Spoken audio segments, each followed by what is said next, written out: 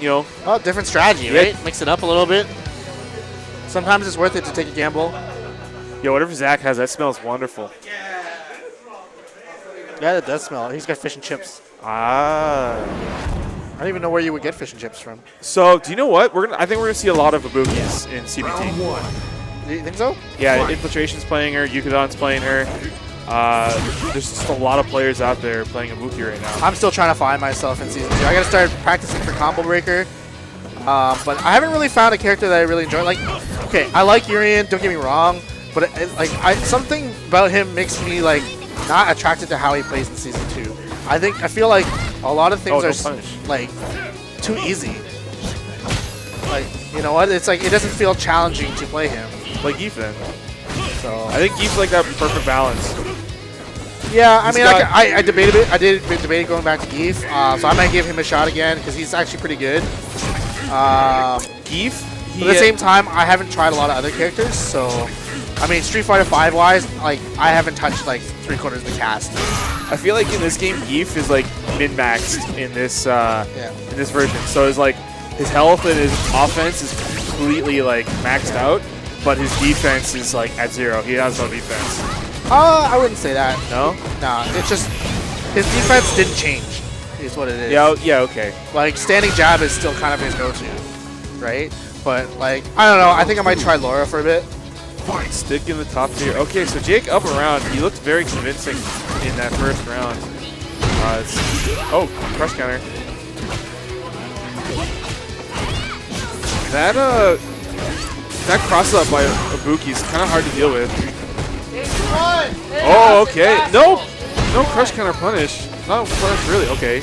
Jake is going to keep doing it. He believes in his flash kick. He's been playing Guile since Season 1, so once the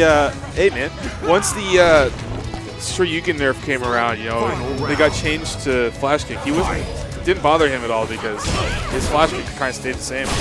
But yeah, definitely, I feel like, so going back to my earlier conversation, I haven't tried a lot of the cast, so Ibuki's one of the characters I do want to try. I'm telling you, man, you're going to see a lot of her in Season 2. Because she's like the weaker Urian. Oh, good cross under. Jake not ready, but Scott not continuing the combo. Oh, good. Get out of there. That's something I gotta do. To the upside down kick. Yeah. And I think the big thing for me is I haven't found a character that really fits the way that I like to play Street Fighter. Here's the problem. For me, like, Cody is kind of like... Play Balrog then. That's how I like. So Balrog was another character I'm considering. Like, I'm just going around the cast trying to figure out who I like right now. Here's the problem, though. There isn't a character in Street Fighter V that plays the way you want to play. You can't play the way you want to play in this game. You got to play Street Fighter V. Yeah. That's the problem with this game. But yeah, Balrog's really good. Yeah, like for me, like one of the things that like I still don't understand is the wake up game in this game. Like it just feels so weird.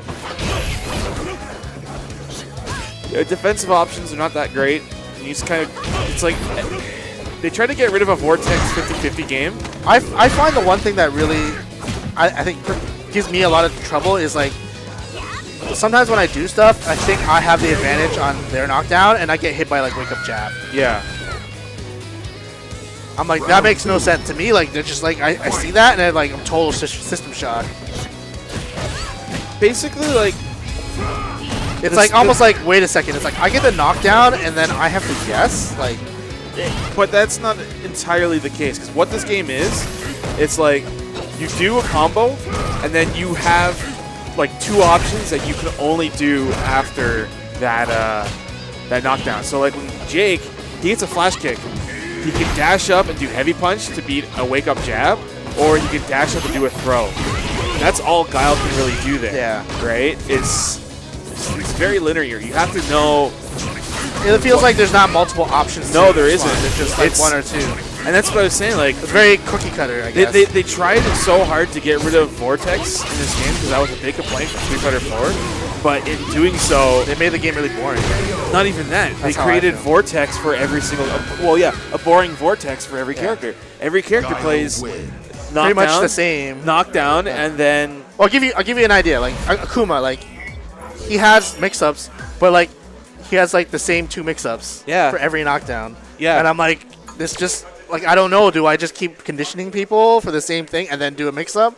Because that's what I feel like I have to do in this game. I have to like, okay, if I want to hit someone with a crash count, I have to condition them for the throw. Whereas in like Street Fighter 4, right, you only got your 50-50 off a hard knockdown.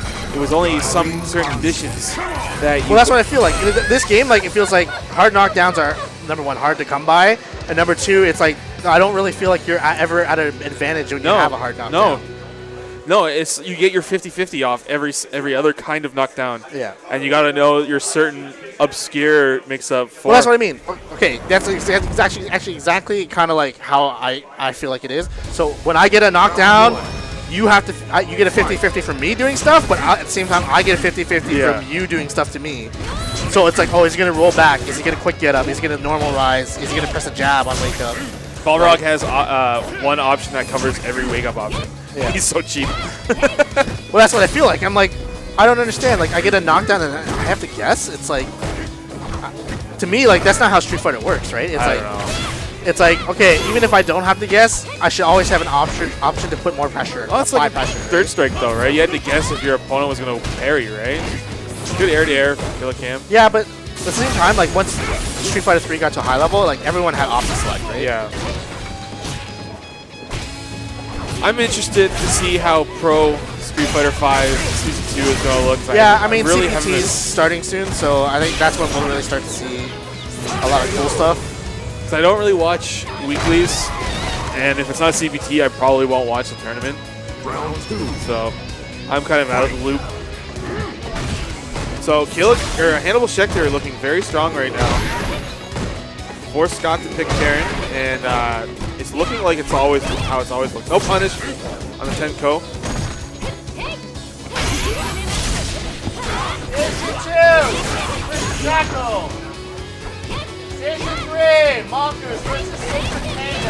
Oh, good block on the overhead, but Jake didn't get the jab out in time. He got a Sonic Boom instead.